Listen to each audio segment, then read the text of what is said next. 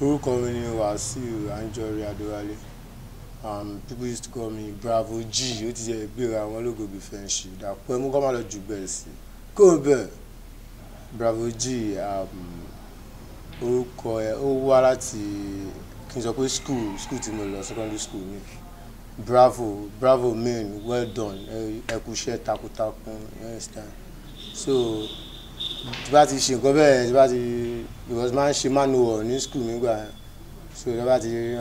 bravo well done wọ́n kí mi máa yin mi tó fi ń jẹ́ bravo and G yẹn ó stand fún general ó dẹ̀ stand fún Gani because nǹkan tí mọ́mí máa ń pè mí nìyẹn Gani ọmọ ológbòógì French ó ti yẹ nǹkan tó fà yẹn. Bí eré náà ni mo bẹ̀rẹ̀ bí eré ni bọ̀ mo bá ń lé ní ṣá mo bá ń lé because bàbá mọ́mí mi àwọn tó máa ń lu gángan láyé ìgbà yẹn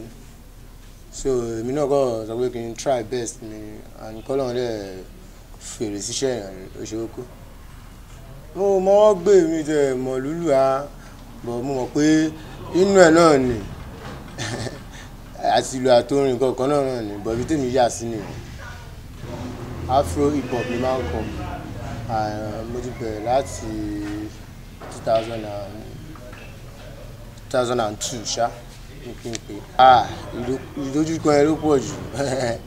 ìdojúkọ gan ló pọ̀ jù a kò máa ń gbàdúrà k'Ọlọ́run fèrè síṣẹ́ wa ni torí báwo mo fẹ́ pù tẹ̀ náà kò sẹ́ni tó fẹ́ help tó dẹ̀ fẹ́ kówó lẹ̀ as industry be now so àwa la gbọ́dọ̀ push ara wa bí ká máa lọ show ká máa gbogbo kọ bẹ́ẹ̀ ọmọ Ọlọ́run ló ṣe ọjà ṣá ká ṣá máa dúpẹ́ lọ́dọ̀ Ọlọ́run. Orin tó gbé Bravo G jáde Èkó Jìnnà ni mo kọ́ ń gbà yẹn bọ̀ láyé ìgbà yẹn náà kò boom báyìí bọ̀ a dúpẹ́ lọ́dọ̀ Ọlọ́run a tún ti ṣọ̀wọ́n orin mi tó yẹ pé ó ti jẹ́ kó pọ̀ létí wọn ó ti pọ̀ létí ju ẹ̀pẹ́ bí ìṣìlẹ̀ ó ti yẹ yín. Èkó jìnnà fẹsẹ̀ ṣálọ àṣẹ lóhùn ò mọ̀nà fẹsẹ̀ ṣálọ níbo Èkó jìnnà fẹsẹ̀ ṣó lè ṣe àṣẹ lóhùn ò mọ̀nà tètè máa lọ gbé kó ń bẹ̀ industry lẹ́ni tí bá wé kí n wo àwọn tó já òkọ́ṣe fún mi wọ́n pọ̀ bọ̀ kò sẹ́ni tó fẹ́ help láàrin wọn you know guys bọ̀ Ọlọ́run gangan là òkọ́ṣe mi Ọlọ́run là á gbọ́kànlé ó ti gbogbo àwọn tó dẹ̀ help wa náà a dúpẹ́ lọ́wọ́ yín o Ọlọ́run àlè fi ibi san orí àlè lè forí san bí you understand. Àwọn tó wù mí kí n bá ṣe papọ̀ mo ti bá wọn ṣe papọ̀ rẹ́dì nítorí kankan wà nínú ẹ̀jẹ̀ tèmi tí bá ṣe featuring kò kí n tábàjọ ṣe collaboration ó ti yẹ yín kò ń gbéra títí mo study ara mi mo dẹ̀ rí pé ó dàbí single yẹn ọ̀gán ló lè so single yẹn ọ̀gán mo base lé lórí torí mo ti ṣe featuring tó pọ̀ gan mo ní iṣẹ́ pẹ̀lú Coca mo ní iṣẹ́ pẹ̀lú Jimmy Jazz mo ní iṣẹ́ pẹ̀lú so many people like that Mr. Ray Ido West everybody rẹ́rìn tí mo rí ni ẹ̀rín ẹ̀rọ máa ń pè ní ẹ̀rín ọmọ ológo gìfẹ̀ǹsì ọmọ ológo ní fashion Ọlọ́run inú mi kàn máa ń dùn ni Ọlọ́run inú mi kàn ń dùn ni mo lówó lọ́wọ́ mo ní kọ́bọ̀ lápò inú mi kàn ń dùn ni tó bá dọjọ́ Friday a máa turn up inú mi kàn ń dùn ni Ọlọ́run torí ó ti pọ̀ létí a lè máa dúpẹ́ lọ́dọ̀ Ọlọ́run kó tún wọ̀ pọ̀ jù báyìí lọ Ọlọ́run. Hey wait where your particular where your particular you be yahoo abi you think say I no know you lára àwọn ṣẹ́ mi tó ń trend nìyẹn who you be ní title ẹ̀ who you be ta ni ẹ́ òun ní title ẹ̀ who you be and mo tún níṣẹ́ mi àṣẹ ní client yẹ ọ̀dẹ̀ ní client yẹ ṣolówó lọ́wọ́ mú ọmọ àṣẹ ó ti mú ó yá jó dáadáa jó dáadáa kó ń bẹ̀ ó wà ń bẹ̀ ó ti àṣẹ ní client ẹ̀ dé padà ó wà ń tà tọ́dẹ̀ ń jẹ́ wọn ò dẹ̀ lè jẹ́ tán ọlọ́run. Àsìní client jẹ́ slang. Ọjọ́ rẹ̀ bí àná mo wà lọ́dọ̀ ọmọ sí mi, so àwọn èèyàn fẹ́ ra nǹkan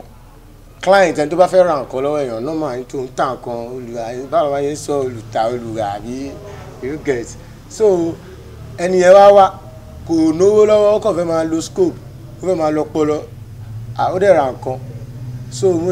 kàn sọ fún mọ́mí mi pé eléyìí kò lówó lọ́wọ́ àṣírí eléyìí o. So àṣírí yẹn mo kàn lọ́wọ́ pé client mo kàn mú gbogbo ẹ̀ mọ́ra wọn pé ó jẹ́ kó lè lọ báyìí àṣírí client yẹn ọ̀dẹ̀ ní client yẹn ṣó lówó lọ́wọ́ nǹkan tó wà ń bẹ̀ ọ̀gọ̀ ni international yẹn tó bá a ṣe lẹ́ máa bá ṣe nǹkan tó wà nù ayé nìyẹn. Mo ò ṣáàlè sọ pé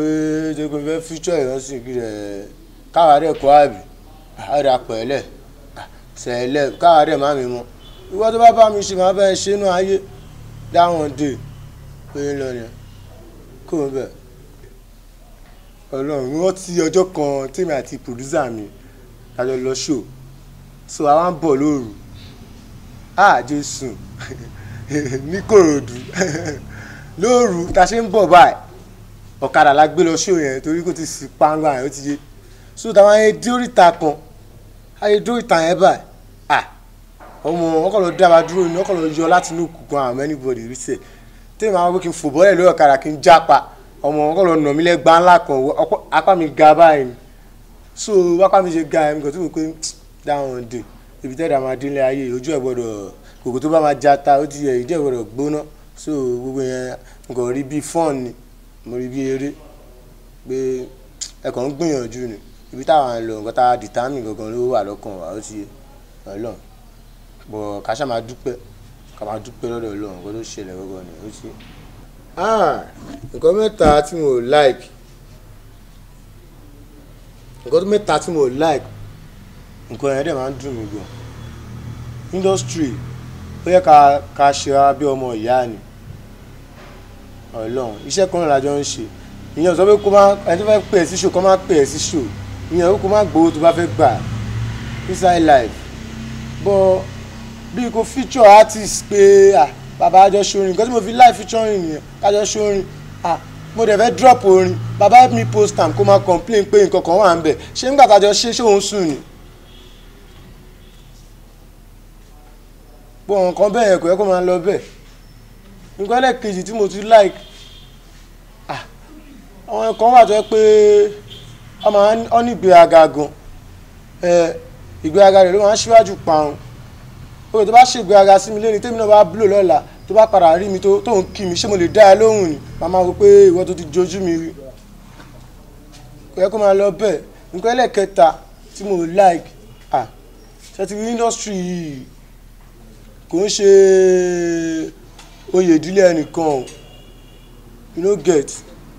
tó bá ti débẹ̀ ló dáadáa tó bá ti lò dáadáa ó máa kó òun bẹ̀ àwa ẹlòmíì máa wọlé ó ti yẹ kò sí pé kò lọ́ máa bí pé o kò fẹ́ ó lè kú síbẹ̀ Ọlọ́run àwọn nǹkan tí mo like nìyẹn. So àwọn nǹkan tí mo like industry Ọlọ́run ọ́sùlà tó ti pẹ́ ó yẹ kó máa gbọ́ pẹ́ inú wọn máa ń dùn ni Ọlọ́run mo kàn rí máa ń rí àwọn settings kọ̀ọ̀kan industry jẹ́ pé inú mi máa ń dùn pé ó yẹ kó máa lọ báyìí torí àwọn kan wà tó ń show love tó yẹ pé olùwọ́n wà ń bẹ̀ tó yẹ pé wọ́n ń dáwọ́ wọ́n ń change location bíi Dice Ọ̀tẹ́dọ́lá Naira Marley Likesh ó ti àwọn yẹn ọ̀pọ̀ létí ju ẹ̀pẹ́ bíṣì lọ àwọn ọmọ ìyá mi inú mi máa ń dùn tí bá ti rí wọn Ọlọ́run wọ́n kì í dáwọ́ wá àwọn tí mo fẹ́ dúpẹ́ lọ́wọ́ ẹ̀ tí bá wí kí n máa kà ọ́ pọ̀ gan bọ̀ èyí tí bá ń rántí ẹ bá mi lẹ́bẹ̀ èyí tí bá dẹ̀ rántí ó ti ẹ má bínú kẹtù lẹ́bẹ̀ Ọlọ́run kí wọ́n bẹ̀rẹ̀ torí producer mi ó ti yẹ producer mi Ajímọ̀ voice ó pọ̀ létí ọmọ ìyá mi látàyè wọn Ọlọ́run ó sì láti ti pẹ́ lára méjì ó ti yẹ kí tí wàá kó ń bẹ̀ lọ́sọ̀ọ́ ó ti yẹ tí wàá kó ń bẹ̀ màá tó wá dúpẹ́ lọ́wọ́ ẹnìkan tó dàbí pé ọmọ ìgbà èèyàn ó ti yẹ ọjọ́ àpáṣà nítorí àjọ bẹ̀rẹ̀ ni wọ́n sì láti ti pẹ́ àjọ rìn gan máníjà mi ni àjọ rìn gan Ọlọ́run kó tó di pé ẹbí ti fẹ́ máa jọ àwọn ó ti yẹ inside life. So kí tí wàá dúpẹ́ lọ́wọ́ DJ mi àbá kó o bẹ̀ bàbá àwọn díje yẹn gan ló mo gbé mu gbogbo yín kọ́lá tá mi dúpẹ́ lọ́wọ́ yẹn Ọlọ́run bá ń gbọ́ kí ẹ̀ tó wá dúpẹ́ lọ́wọ́ ó ti yẹ gbogbo wọn tèmi ní Elégùṣì gbogbo wọn tèmi ní Onírù gbogbo wọn tèmi ní London gbogbo wọn tèmi ní Europe gbogbo wọn tèmi ní Istanbul kó o ń bẹ ọmọ ológogì fẹ́ ṣì ń dúpẹ́ lọ́wọ́ yín ẹ má lọ gọ Ọlọ́run ẹni tó bá sùn máa kú o ẹ kó o ń bẹ ó ti yẹ kí ẹ tún dúpẹ́ lọ́wọ́ wọn tèmi ní orílẹ̀-èdè gbogbo orílẹ̀-èdè àgbáyé káwá dẹ̀ má mi mọ́ inside life kó o ń bẹ ṣé wọn ní irun malẹ̀ àbí wọn ní ṣe irun malẹ̀ lójú ogun fìlà ń jábọ̀ ṣòkòtò ẹ̀ ń wọlé ó kàn máa lọ kó sí fọ̀ á sì ó ti yẹ ẹ lè bá mi sọ lórí Instagram at I am Bravo G ẹ lè bá mi sọ̀rọ̀ Facebook Bravo G King ẹ lè bá mi sọ̀rọ̀ ní Twitter at I am _Bravo G ẹ lè wo fídíò mi ní Vevo Bravo Vevo ó ti yẹ Bravo G Vevo ẹ má lọ gọ́ o ẹni tó bá sùn ó yà ẹ jí ó máa jí nà àwọn ọ̀dẹ̀ lè jí ẹni tó bá sùn máa kú ìwọ máa kó bá ń ṣiṣẹ́ kó máa lo oògùn ẹ̀jẹ̀ ṣá kó ń bẹ̀. post àwọn ọmọ bókòbókò wọ́n jíjó bókòbókò àwọn ọmọ gíran wọ́n jíjó gíran wo ẹlẹ́dàá mi má lọ sùn má mu codeine ó yá gbéra bíi jet èmi náà fẹ́ máa ná dọ́là mo fẹ́ máa ná pounds ó yá gbéra bíi jet láti Kétúndé Kòdù mo fẹ́ máa gbé jet ó yá gbéra bíi jet wo kẹsẹ̀ kó lórí ẹsẹ̀ lẹ́sẹ̀ àsè ó yá gbéra bíi jet wo àwọn ọmọ bókòbókò àní wọ́n jíjó bókòbókò ó ti yẹ kó ń bẹ̀ tó bá ṣiṣẹ́ kó máa lo oògùn ẹ̀jẹ̀ torí wàhálà ń pààyàn ó dà pẹ́ẹ́lẹ̀ celeb ó dà káàdé má mi mọ́ inside life dáwọn ọ̀dọ́ ó ti yẹ kó ń bẹ̀ ṣé wọ́n ní irun malẹ̀ àbí wọ́n ṣe irun malẹ̀ ògo ẹ̀.